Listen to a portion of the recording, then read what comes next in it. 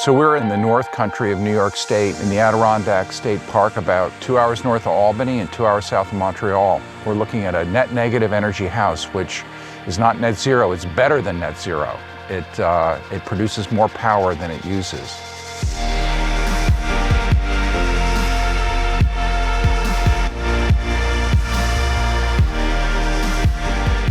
So this house is 700 square foot living space and a 700 square foot garage, and it's going to produce with the solar panels on the roof roughly 14 kilowatts, which is about 30–40% more than what it'll consume over the course of a year. When you want to build an energy efficient house, you got to start with the structure of the building itself. This house has a crawl space underneath the concrete. On the bottom of the crawl space is 6 inches of hard foam, and then there's a blown foam along the side walls of the crawl space. The construction of the side walls is 2x6s with blown in hard foam, about 4 or 5 inches thick.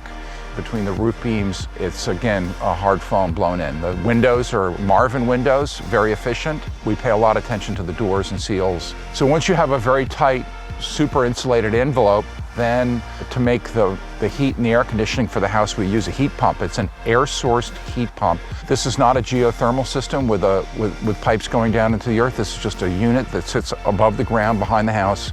Looks just like an air conditioning compressor. The air handler takes in the refrigerant, which is either hot or cold, and it pushes the air into ducts throughout the house, depending on the time of year. We have a brand new standing seam metal roof, and on top of that metal roof, we have these racks that the solar panels get installed on. There'll be roughly 45 panels.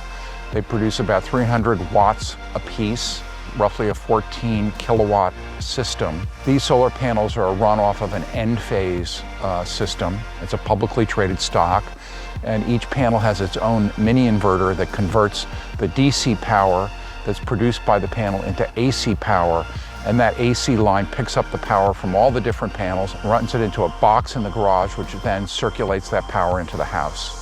There's several ways to attach these systems to the roofs. There's flashing kits for shingle roofs, and then for a standing seam, such as we have here, we've got several types of clamps that we can use.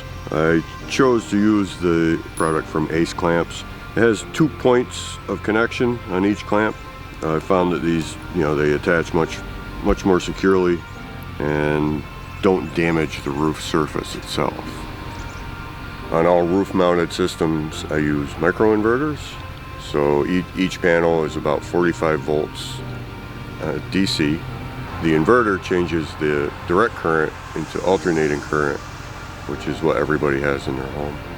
And that allows us to not only use the power in the home, but also send it back to the utility for a credit.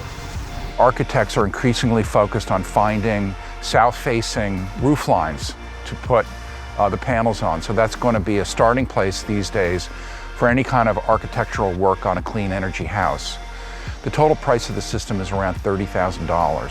For a house that would use all the electricity, the investment of $30,000 saves you sufficient amounts of money on an annual basis that you're making a very nice positive return on your investment.